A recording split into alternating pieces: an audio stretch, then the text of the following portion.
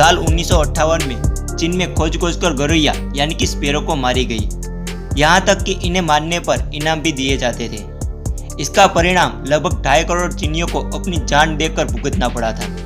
जानिए कि उस समय ऐसा क्या हुआ कि जिसके कारण इतने लोगों को अपनी जान देनी पड़ी।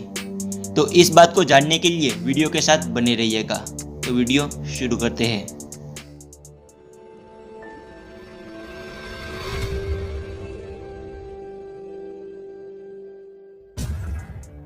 जब पूरी दुनिया कोरोना के संकट में जूझ रही है, तभी चीन एक फैसला लेता है कि वह अपने यहाँ से बहने वाली मेकांग नदी का बहाव कम कर देगा। इससे 4 देश लाओस, कंबोडिया, वियतनाम और थाईलैंड में सूखे की नौबत आ चुकी है। चीन की निर्ममता की एक अकेली मिसाल नहीं है। आज से लगभग 60 साल पहले भी वहाँ के नेताओं ने एक ऐसा फैसला लिया कि पूरा पर्यावरण हिल गया था। उन्होंने देश में गौरैया यानी कि चिड़िया को खत्म करने की मुहिम चलाई। दरअसल 1958 में माओ जेडोंग, जिसे माओ त्से-तुंग के नाम से भी जाना जाता है, जेडोंग ने एक मुहिम शुरू की थी। 4 पेट्स कैंपेन नाम की इस मुहिम के तहत नुकसान पहुंचाने वाले 4 जीव जंतुओं को मारने का फैसला हुआ। चूहे, जिससे प्लेग फैलता है, मच्छर, क्योंकि यह मलेरिया फैलाता है, और मक्खियाँ, जो कि हैजा फैलाती है। इसके साथ चौथी थी चिड़िया। जेडोंग का मानना था कि ये चिड़िया फसलों के दानों को खा जाती है, जिससे काफी नुकसान होता है। जेडोंग, जो तब पीपल्स रिपब्लिक ऑफ चाइना के नेता थे, वो ऐसे तरीके खोज रहे थे जिससे चीन के लोगों की जिंदगी बेहतर हो सके। दरअसल साल 1950 से देश के आर्थिक संकटों से जूझ रहा था।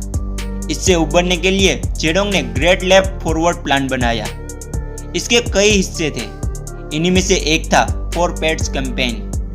नेता के अनुसार एक हाइजीन कैंप था, जिससे लोगों की जान और अनाज दोनों बचने वाले थे।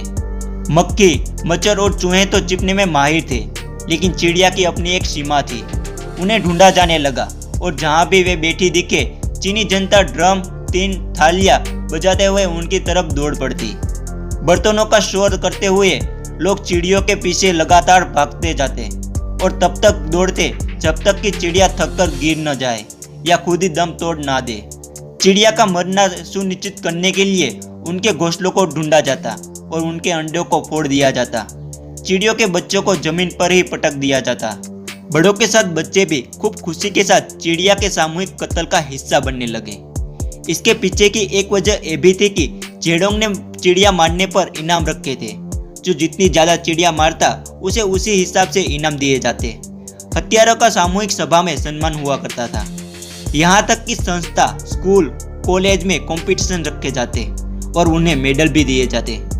रेडियो पैकिंग के मुताबिक चिड़िया मारने के अभियान में देश के लगभग 3 लाख लोगों ने हिस्सा लिया। धीरे धीरे हर उम्र और पैसे के लोग जेडोंग की नज़र में आने के लिए चिड़ियों को मारने में जुट गए। कुछ वक्त बाद इन नन्ही चिड़ियों को समझ आ गया कि कहाँ छिपा जा सकता है। इनका बड़ा सा झुंड पीकिंग के पेलेट में स्थित दूतावास में जा घुसा। पुलिस अधिकारियों को इन छोटी चिड़ियों से कोई आपत्ति नहीं थी।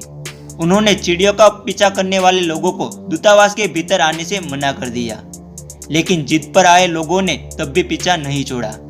वे दूतावास के बाहर ही बैठकर थालियां और ड्रम पीटने लगे। 2 दिन और 2 रात तक लगातार ये शोर से घबराकर ये झुंड दूतावास की छत पर उड़कर टकराने लगा और आखिरकार दम तोड़ दिया। बाद में दूतावास में काम करने वाले लोगों ने फावड़े की मदद से इन मरी चिड़ियों को बाहर फेंक दिया। आज भी चिड़िया मारने के इस अभियान को दुनिया की सबसे बड़ी एनवायरमेंटल डिजास्टर यानी कि पर्यावरण की क्षति में गिना जाता है। 4 पेट्स कैंपेन के बाद चूहे, मच्छर और मक्खियाँ का तो कुछ नहीं बिगड़ा, लेकिन पूरे चीन से चिड़िया लगभग खत्म हो गई थी। गौरैया जैसी पर्यावरण की रक्षा करने वाली चिड़ियों को मारने का अंजाम साल 1960 में दिखाई दिया।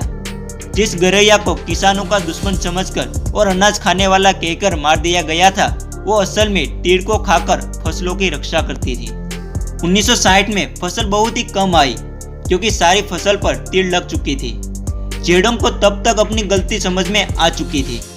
फिर अप्रैल 1960 में 4 पेट्स कैंपेन की लिस्ट से चिड़ियों को हटाकर उसकी जगह तीड़ को मारने का आदेश जारी किया। कीटनाशक डाले गए, लेकिन इन 2 सालों में चिड़िया ना होने के कारण तीड़ और फसलों को नुकसान पहुंचाने वाले दूसरे कीटकों की तादाद तेजी से बढ़ चुकी थी। पैदावार लगातार घटती गई और यहाँ तक कि इस वजह से चीन में भयानक अकाल पड़ा। माना जाता है कि इस दौरान 1.5 करोड़ से भी ज्यादा चीनी आबादी कम हो गई।